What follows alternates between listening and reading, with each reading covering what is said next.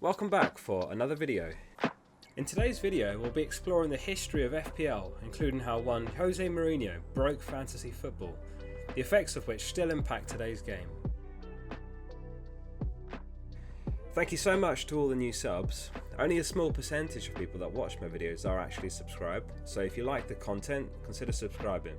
It's free and you can always change your mind. Enjoy the video. In 1966, Alf Ramsey's England side won the World Cup with an innovative 4-4-2. The so-called wingless wonders set a template that would dominate English football for decades to come. This change from playing 4 forwards to only 2 gave teams the midfield width needed to dominate games. In the same year, retired economics teacher Bernie Donnelly came up with a concept he named Donnelly Fantasy Football League. Whilst it bears little resemblance to what we play today, it's credited with being the first ever fantasy football game. In Donnelly's fantasy football, only 5 of your 15 players could score points, and only goals scored points at all. In 1971 the game launched, and at 3:12 PM on Saturday 14th August 1971, Kevin Keegan scored for Liverpool against Nottingham Forest for the first ever points in fantasy football history. 20 years later, Andrew Weinstein sets up Fantasy Football Limited. This set the template for what we play now: points for goals, assists, clean sheets, etc. and a 15-man squad, enough for your starting 11 plus 1 spare man in each position on the bench. The game explodes in popularity. 1 year later, Weinstein sets up fantasy football for the Daily Telegraph, a paper which had a circulation of over 1 million. Meanwhile, during this formative period of fantasy football, 4-4-2's grip on English football has never been stronger, with a continental trend for 3-5-2 failing to make inroads in the UK. This all changed with José Mourinho joining the Premier League in 2004.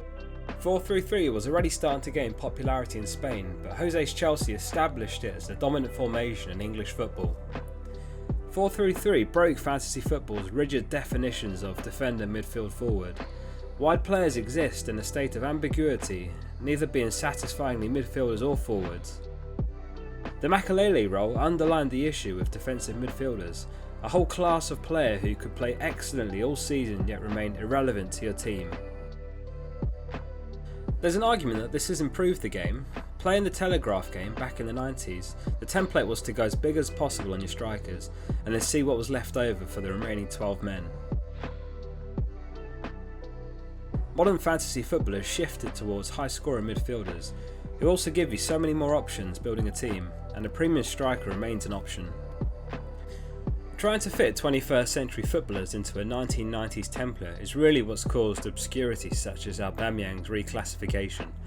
Last season he was reclassified as a midfielder, having played as a winger 21 times and a striker 15 times. This season he's been changed back to a striker despite making 1 more appearance as a winger than he did as a striker. If we compare Salah and Firmino, Salah actually has an average position further up the pitch, yet he's categorised as a midfielder, while Firmino as a forward. That isn't to say they should be positionally swapped, but it's an interesting point of reference in football's evolution.